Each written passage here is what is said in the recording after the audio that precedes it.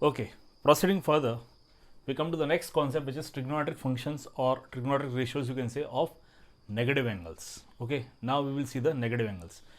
In the very first lecture, what we have seen, that angle, it is a measure of rotation.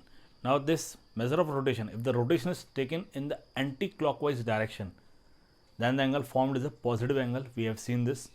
And if the rotation is taken in the clockwise direction like this, then the angle formed is a negative angle. Okay, now here we are having a circle with radius r,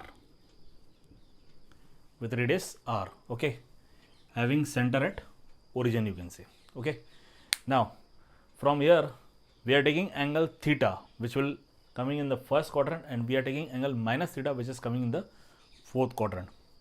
Now this circle, it is symmetric about each of its diameter.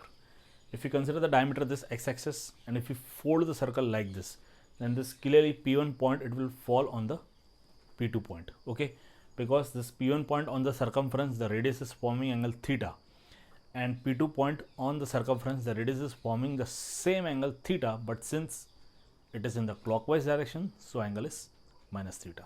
Okay, so these P1 and P2, these two will be symmetrical point as far as if you consider the diameter along the x-axis. Okay, now since these two are symmetrical, so the x coordinates will be same because x is positive in both of these, and y coordinate will change in magnitude. Okay, y coordinate will be positive here since it is first quadrant, and y coordinate will be negative here since it is a fourth quadrant. Okay, now in the previous class, what we have seen, the x coordinate, it represents cos function. So x is r cos theta. Okay, and what is y? Y is r sin theta. Y is r sin theta. Okay, now this we can consider for point P1. For point P1. Okay, likewise, if you consider for point P2, you get x equal to r cos theta, or x equal to r cos of minus theta, because here the angle is minus theta, and minus y. Minus y is equal to minus r of r sin of minus theta.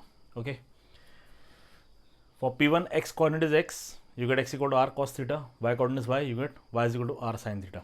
Okay, for point P2, since it is coming from clockwise direction, the angle formed is minus theta. Okay, x coordinate is x, you get x equal to r cos of minus theta, and here you get minus y, y coordinate is minus y is equal to r sin of minus theta. Okay, now you compare these two.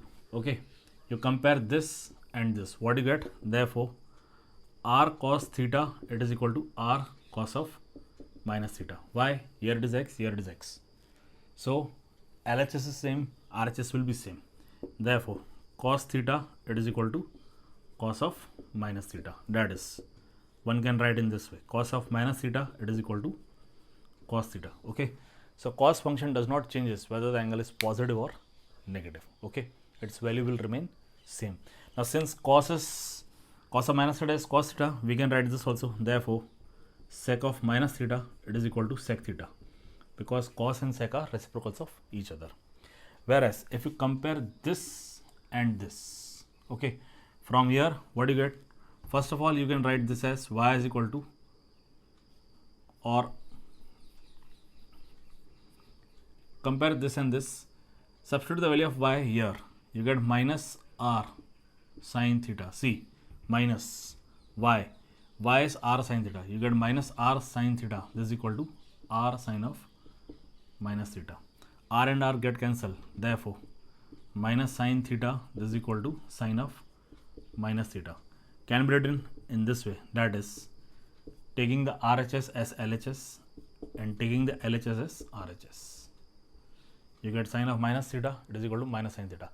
In case of sine function, if you apply sine function on the negative angle, the answer will turn to be negative.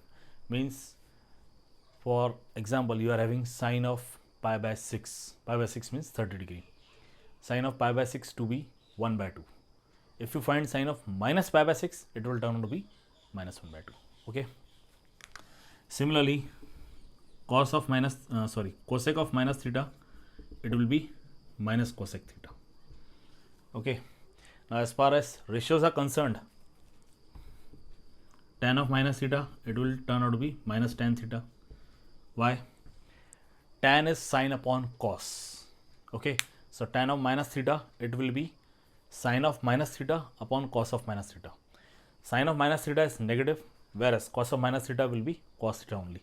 So tan of minus theta, it turns out to be minus tan theta, and cot of minus theta,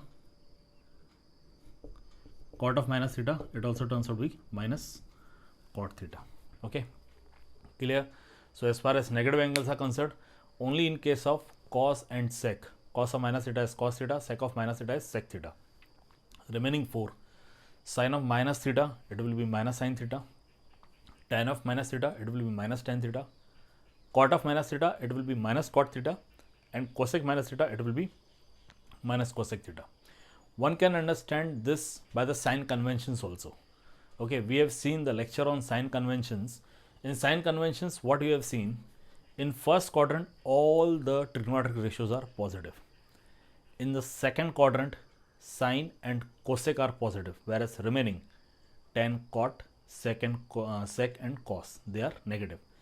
In third quadrant, tan and cot are positive, whereas remaining sine, cosec and sec, cos, these are negative. And in fourth quadrant, sec and cos are positive, whereas remaining, that is sine and cosec, tan and cot, these are negative. So in the fourth quadrant, you can see that cos and sec are positive.